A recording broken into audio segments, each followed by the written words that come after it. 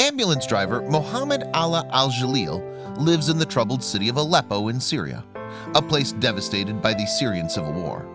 Yet, while the conflict has caused many of the city's residents to flee, al-Jalil was not among them. Instead, he stayed behind to do something pretty incredible.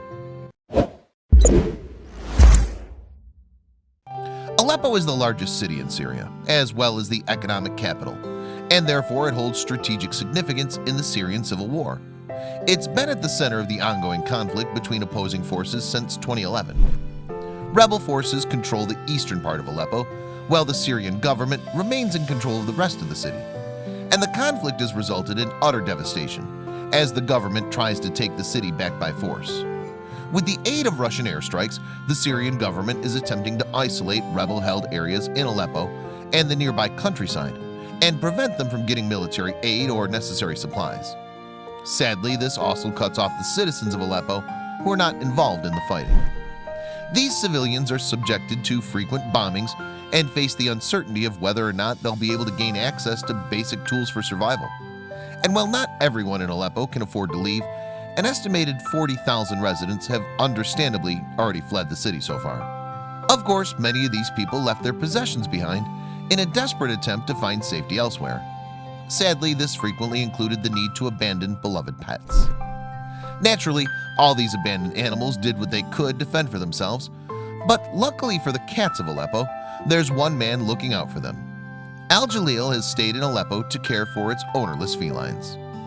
When people left, the cats started coming to me, Al-Jalil told BBC in September, and the reason why they flocked to him is pretty simple.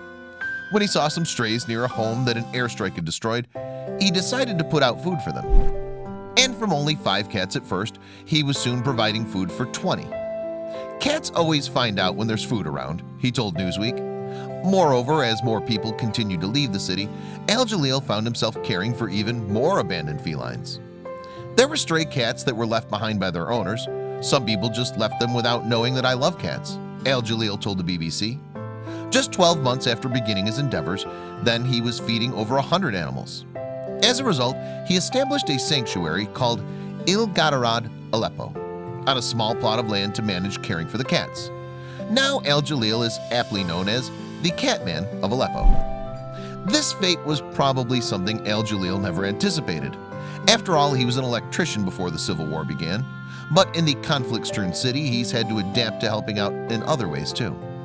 Indeed, Al-Jalil not only works tirelessly to save abandoned cats, but humans as well. When the airstrikes on the city began, he became an emergency responder and ambulance driver. He gives first aid, transports people to the hospital, and helps in rescuing those trapped in the rubble. Like many others, moreover, Al-Jalil had the choice to leave Syria, but along with his wife and 3 children, he decided to stay. Since everyone left the country, including my own friends, these cats have become my friends here, he told the BBC. Al-Jalil, meanwhile, spends about $4 a day on food for the cats. Luckily, however, he also has some help, thanks in part to a Facebook page that a Lebanese woman started after reading about Al-Jalil's cats in the news. Indeed, Alessandra Abedin, a young violinist who lives in Cremona, Italy, created the Facebook group Il Gadarad's Aleppo as a place for people to aid Al-Jalil's efforts. With over 34 members now, the group serves as a worldwide support network to help both Aleppo's cats and its people. Donations originally started coming in from group members to help keep the cat shelter open, but its purpose has since expanded. After opening the sanctuary, in fact, Al-Jalil began bringing some of the donation money to families still living in Aleppo. Many of these people were unable to leave Syria due to a lack of funds or because of disabled family members who couldn't travel. With the help of Abedin and an organization based in France called Syria Charity, then Al-Jalil receives the donations and distributes them to those most in need. In fact, a recent fundraising campaign by the Facebook group has raised enough money for Al-Jalil to buy an ambulance, which he'll use to help transfer cats from far corners of the devastated city to his sanctuary.